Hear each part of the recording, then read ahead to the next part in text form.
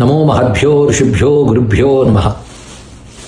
ఇప్పుడు మన భారతదేశంలో ఉన్న సంక్షోభ వాతావరణానికి చాలామంది దేశభక్తులు మనస్తాపం చెందుతున్న మాట వాస్తవం. ఇక్కడ మనం ఒక రాజకీయమో ఒక పార్టీకి మద్దతుగానో మాట్లాడటం లేదు. దేశం క్షేమంగా ఉండాలని, ధర్మం రక్షింపబడాలనేటువంటి శ్రద్ధతో, పూర్తి దేశభక్తితో మాట్లాడుకుంటున్న విషయం ఇది. ముఖ్యంగా ఇక్కడ గమనించవలసినది, అనేక మార్లు విద్యా వ్యవస్థలో కొన్ని అరాచక శక్తుల వలనో మరొక దోషం వలనో కొన్ని లోపాలు అవకతవకలు వస్తూ ఉంటాయి. వెంటనే వాటిని సవరించుకునే ప్రయత్నం కూడా జరుగుతూ ఉన్నది. గతంలో కూడా చాలా మార్లు జరిగింది. అయితే అలాంటి ఒక అవకతవక జరగడం బాధాకరమైన అంశమే. కానీ దాన్ని పరిష్కరించడానికి ప్రభుత్వం మళ్ళీ సిద్ధపడి తగినటువంటి మార్గాలు వెంటనే తీసుకున్నదన్న విషయం కూడా ప్రజలందరూ గుర్తించారు. కానీ ఒక్క చిన్న అవకరాన్ని అలసుగా తీసుకుని మొత్తం దుష్టశక్తులని ఏకమైపోయి దేశ ద్రోహులందరూ కలిసిపోతున్నారు. ఇది గమనించుకోవాల్సినది. వీటిని చూస్తూ ఉపేక్షించకూడదు.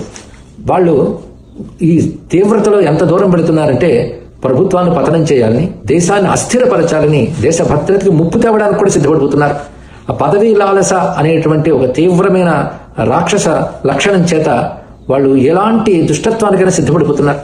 ఈ సమయంలో ఒకవైపు దేశద్రోహం ఎంత చేస్తున్నారో, హిందూ ధర్మాన్ని అవమానించడం, నిందించడం అంత చేస్తున్నారు. అది కూడా గమనించవలసిన అంశం. అదే సమయంలో వాళ్ళు నాస్తికులను చెప్పుకుంటున్న వాళ్ళు ఇతర మతాల వాళ్ళని వెనకేసుకురావడం ఎందుకు? అసలు జరుగుతున్న అంశానికి దీనికి కూడా సంబంధం ఉందా? అయినప్పటికీ ఈ దేశం దెబ్బతినాలి, హిందూ ధర్మం దెబ్బతినాలి రెండు కోరుకోవడంలో వాళ్ళ ఉద్దేశం ఏంటంటే, హిందూ ధర్మం బలంగా ఉంటే దేశం క్షేమంగా ఉండేదని వాళ్ళకు తెలుసు. అది హిందువులకు కూడా తెలియాలి ఇప్పుడు.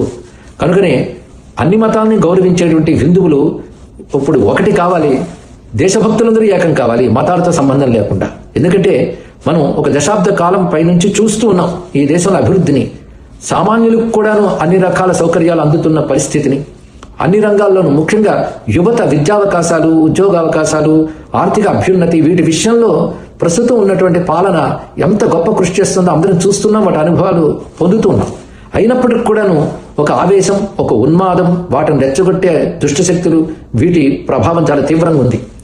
నిజమైన దేశభక్తులు మనస్తాపం చెందుతున్న ఈ సందర్భంలో చేయవలసింది ఏంటంటే, ఈ దేశానికి అనాదిగా యోగ బలం, ఋషుల తపోబలం రక్షగా ఉన్నాయి, దైవ బలం ఉంది.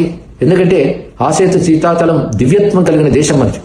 అందుకే మన దేశంలో ఉన్న సమస్త దేవతలు ప్రచోదనం పొంది ఈ దేశాన్ని, ధర్మాన్ని, నేడు ఉన్నటువంటి సుస్థిర క్షేమ పాలనని పదిలపరచాలి. మనం ప్రార్థించవలసిన బాధ్యత ప్రతి ఒక్కరికి ఉంది. ఆ బాధ్యతతోనే ఎవరు చేయగలిగినటువంటి క్రతువులు వారు చేయాలి. మనం ఎప్పుడు కూడా సర్వబాధా ప్రశనం త్రైలోక్యస్యాఖిలేశ్వరి ఏవమేవ త్వయా కార్యం అస్మద్వైర వినాశనం అంటున్నాం. ముల్లోకాలు క్షేమం గుండాన్ని కోరుకునేటువంటి సనాతన ధర్మంలో పుట్టిన మన అందరం కూడాను ఈ ధర్మానికి, దేశానికి విఘాతం కలిగించే దుష్టశక్తులు కూడాను పరిమార్చబడాలని కూడా మనం ప్రార్థన చేయాలి. ఇలాంటి సంకల్పంతో ఎవరు చేయగలిగింది వారు చేయాలి. విష్ణు సహస్రనామ హవనం చేయొచ్చు, పురుషసూక్త హవనం చేయొచ్చు, అదేవిధంగా సుదర్శన హోమాలు చేయవచ్చు, ఇంకా రుద్ర హోమాలు, చండీ హోమాలు, మన్యసూక్త హోమాలు కూడా చేయవచ్చు. ఇంకా దశమహావిద్యలు, శ్రీ విద్యలు, ఉపదేశాలు పొందిన పెద్ద పెద్ద వాళ్ళు ఉన్నారు.